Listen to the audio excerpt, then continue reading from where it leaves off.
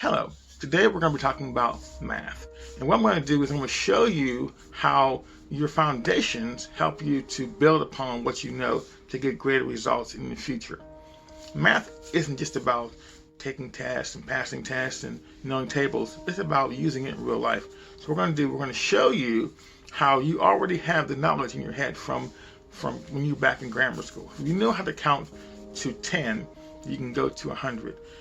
If you do your ABCs, if you know from A to Z, then you know how to write words because you only use what you know.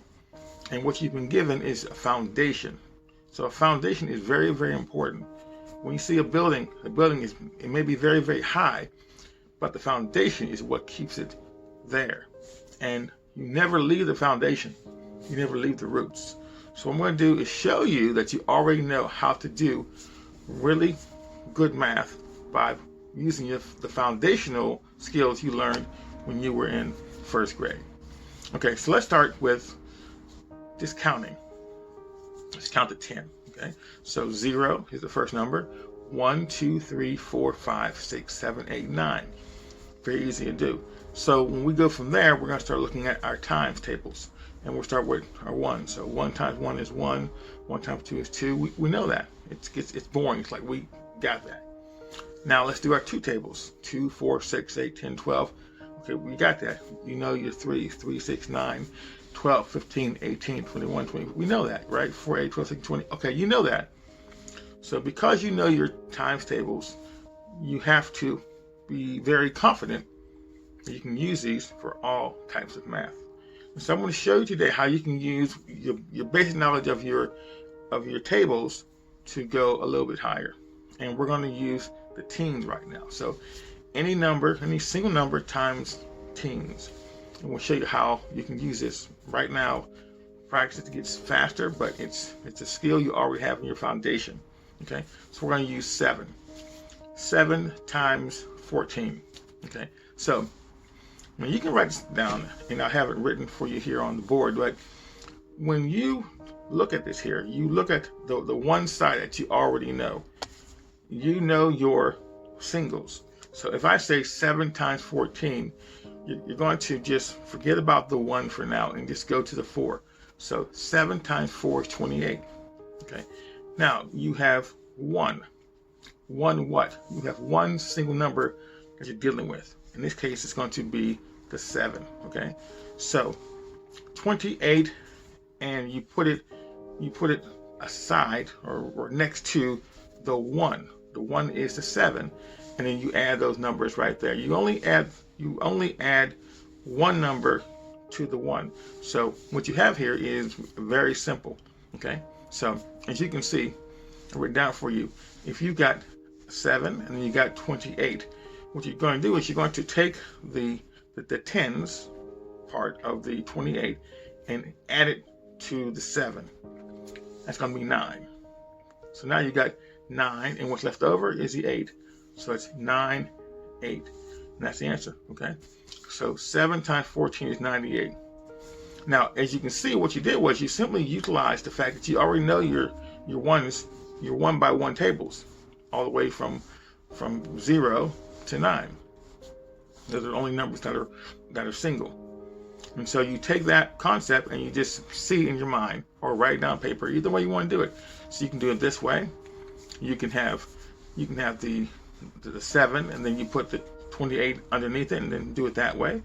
Or you can just place it aside and then you just add it over, slide it over, and then you just say, okay, you've got a 7 and a 2 is 9, and what's left over is the 8. That's the answer. So those are the steps. That's, it doesn't get any easier than that. And what people tend to do is they look at something and they go, okay, I'm going to investigate that. I'm going to research it. I'm going to ask all my friends about it before I trust that it's already there. When you learn something as a young child in preschool and grammar school, what they're doing is they're tricking you by giving things that are complicated by simplifying them. Like when you do the ABC, you notice it's A, B, C, D, E, F, G, stops. H, I, J, K, L, M, N, O, P. Now, if you notice, to make the P match up, they had to go fast. Okay, so A, B, C, D, E, F, G, H, I, J, K, L, M, N, O, P. You see, they made your mind see a rhythm. Okay, and it goes all the way through, right? Q, R, X, T, U, V, W, X, Y, and Z. I mean, it's all there. So the point is, when you learn something, there is a rhythm. There is a way of making it acceptable to your mind so you can get it. So when we're doing this math, it's very easy and it's accessible to you on a foundational level, which is very, very important. So you're going to go back and examine every single number. You just have to use the process and you know it works. So let's do another one. Let's do 6 times. We're going to use the teens right now. Only use the teens. So 6 times 17. Okay.